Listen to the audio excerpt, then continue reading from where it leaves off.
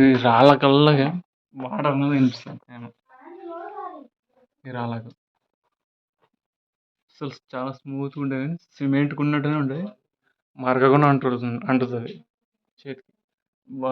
నీటి తేమ అనేది రిలీజ్ చేస్తుంది ఈ రాళ్ళు.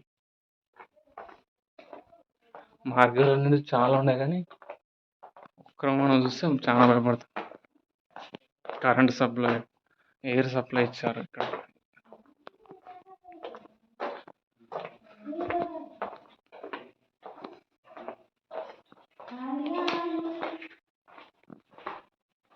ఇక్కడ చూడండి రాళ్ళు ఎట్లా ఏర్పడ్డారు. వీటికి కూడా నీటి తేమ అనేది వస్తూ ఉంటుంది.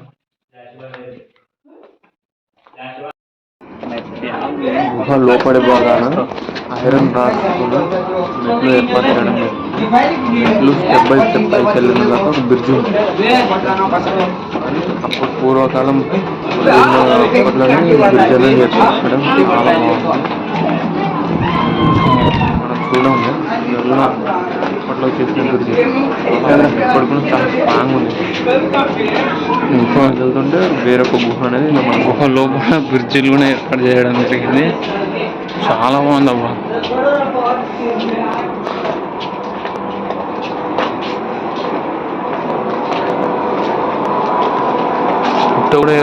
పుట్ట ఏర్పడింది ఇక్కడ.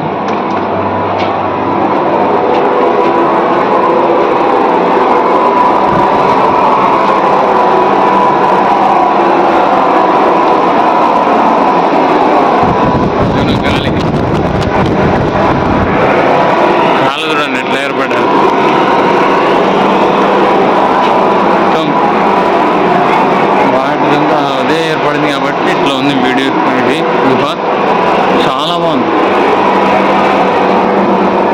గుహ చాలా బాగుంది.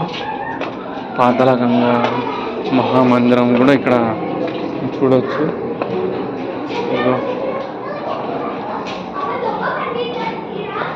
పాతాళగంగ మనం అక్కడికి వెళ్ళి చూద్దాం. పాతాళగంగ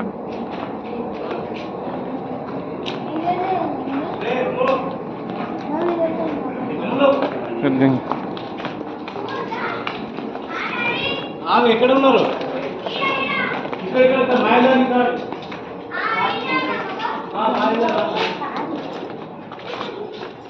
ఈ గుహలో నీటి పర్సంటేజ్ కూడా మనకు కనిపిస్తుంది. ఇదిగో మొత్తం రా ఎట్లుంది కదా.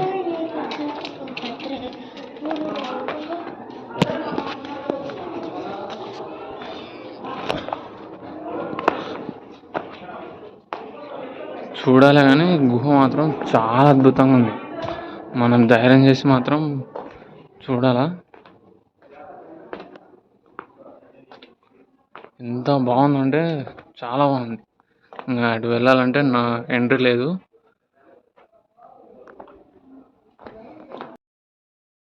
ఈ బెలుంగుహ లోపల సైడు ఇది పాతాళగంగ. దీని పై భాగాన శివలింగం అనేది మనకు కనిపిస్తుంది. ఇదల్లా పాతాళగంగ, ఇది శివలింగం. ఈ గుహ మార్గంగా వెళ్తే శ్రీశైలానికి దారి ఉందని ఇక్కడ ఉన్న వాళ్ళు చెప్తున్నారు. చాలా బాగుంది కదా. ఈ ప్లేస్లో మూడు ఇలా ఏర్పడడం చాలా చూడడానికి మనకు